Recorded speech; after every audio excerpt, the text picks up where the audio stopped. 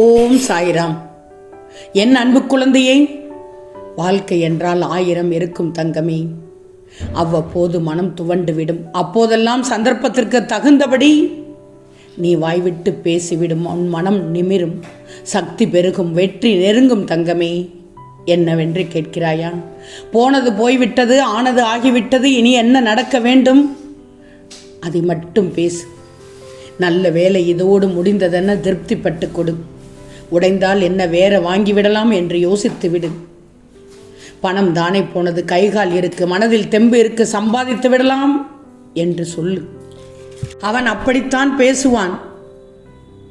அதையெல்லாம் கண்டு கொள்ளலாமா? ஒதுங்கிவிடு. அப்போதுதான் உனக்கு நிம்மதி.